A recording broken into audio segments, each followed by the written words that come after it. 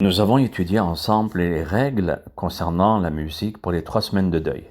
Maintenant, il y a des exceptions par rapport à des fêtes. Pour une simcha, une joie d'une mitzvah, les Sfaradim et les Yéménites sont autorisés à écouter de la musique même pendant la semaine de Tisha B'Av. Par exemple, une Brit Mila en son temps ou pas en son temps, on aura le droit d'écouter de la musique. Un Pidyon Ben, un enfant, un bébé qui a 31 jours. Le rachat du premier-né, des Sheva Brachot, ça veut dire qu'une personne s'est mariée après le 17 Tammuz, certains le permettent, et maintenant c'est la continuité des Sheva Brachot, et ça tombe après Rosh Chodesh Av, il aura le droit d'écouter de la musique pendant les Sheva Brachot. Maintenant, quelqu'un qui a terminé un livre d'études du Talmud, ça s'appelle Siyum Masechet, aussi il aura le droit d'écouter, mais attention, il ne faut pas étudier la Masechet afin d'écouter de la musique. Ça c'est évident. D'accord? Donc, c'est seulement si, Baruch Hashem, en étudiant, il s'aperçoit qu'il est vers la fin, et là, il pourra organiser un Siyum Masechet. Aussi, le jour même de l'inauguration d'une maison, c'est une mitzvah, donc on pourra écouter de la musique et rapporter des Dvar Torah.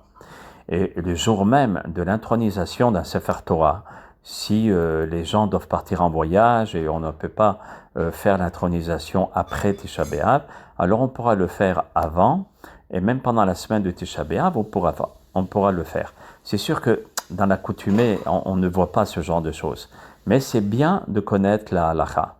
Parce que s'il y a une exception, il y a un cas qui se présente, on sera autorisé de le faire de même.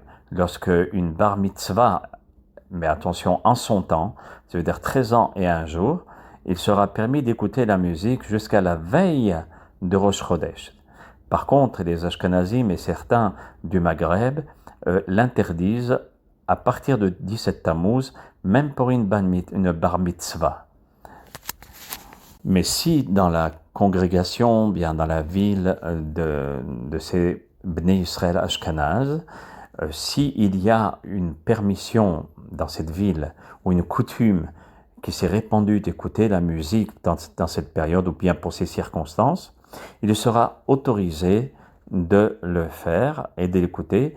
Vous pouvez voir toutes les références, aussi bien pour les Ashkenazim que les Sfaradim, dans le Kaf HaChaim, aussi 2551, le Rabbi Israël Pessar Fonder, dans le responsable Avnei Yashfe, dans le responsable Machane Alachot, ou Meshane Alachot aussi, au volume 6. Bon, beaucoup de poskim qui sont rapportés dans le site, le Tzitzi Eliezer, le Rav Ovadia Yosef, le Rav Yaakov Weiss, permettent tous ces cas que je viens de vous rapporter.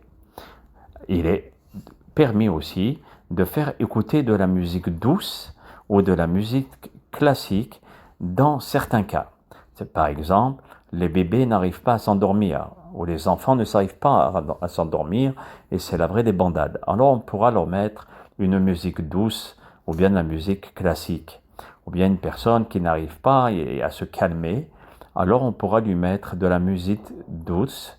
Ou bien une personne qui est en thérapie. Et les thérapeutes, généralement, ont l'habitude de mettre une musique de fond qui est douce. Ils seront autorisés à le faire. De même, pour une personne âgée, d'un certain âge, qui est tout seul, aussi on pourra lui autoriser.